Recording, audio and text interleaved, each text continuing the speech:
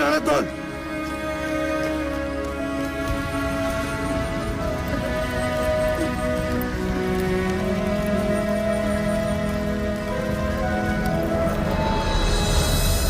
বাবু বাঁচাবে না রে! কোথায় যাচ্ছিস? তো পাগলি আছে রে।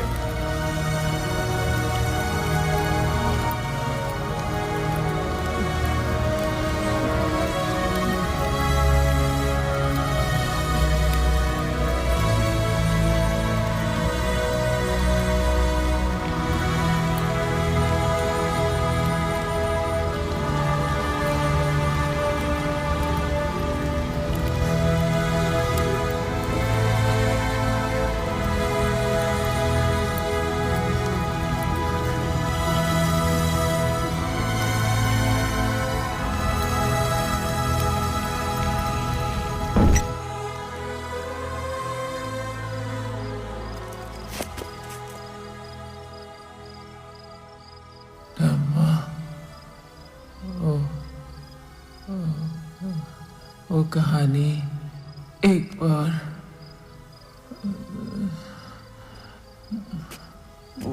পড়ে শোনাবে।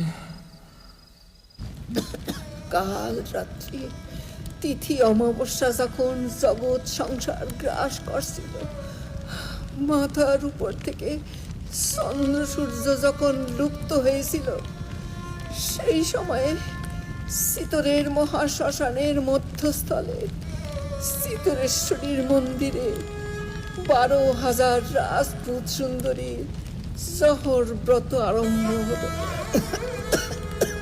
মন্দিরের ঠিক সম্মুখে অন্ধকার একটা সুড়ঙ্গের উপর দাঁড়িয়ে রাজস্থানের প্রথম সুন্দরী রানী পদ্মিনী অগ্নিদেবীর স্তব আরম্ভ করলেন। হে অগ্নি,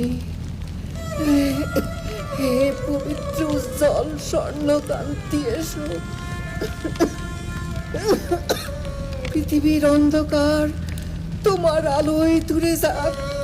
হে অগ্নি, হে মহাতেজ, এসো। তুমি তোর বলের বল, সবলের সহায়। হে দেবতা, হে ভয়ঙ্কর, আমাদের ভয় দূর করো, সন্তাপ নাশ করো, আশ্রয় দাও। লজ্জা নিবারণ, দুঃখ বিনাশন, বন্ধি শিখা, তুমি জীবনের শেষ গতি, বন্ধনের মহামুক্তি। পদ্মিনী নীরব হলেন। হঠাৎ এক সময়ে মহাকল্লোলে চারিদিক পরিপূর্ণ করে হাজার হাজার আগুনের শিখা। মহা আনন্দে সেই সুড়ঙ্গের মুখে ছুটে এলো। প্রচন্ড আলোয় রাত্রির অন্ধকার টলমল করে উঠল। 12,000 রাজপুতানির সঙ্গে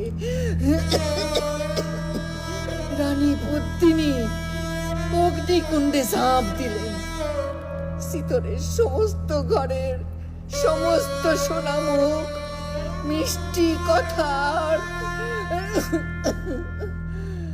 মধুর হাসি নিয়ে এক নিমেষে চিতার আগুনে ছাই হয়ে গেল। সমস্ত রাজপুতের বুকের ভিতর হতে চিৎকার উঠল, জয় মহাসতীর জয়, জয় মহাসতীর জয়।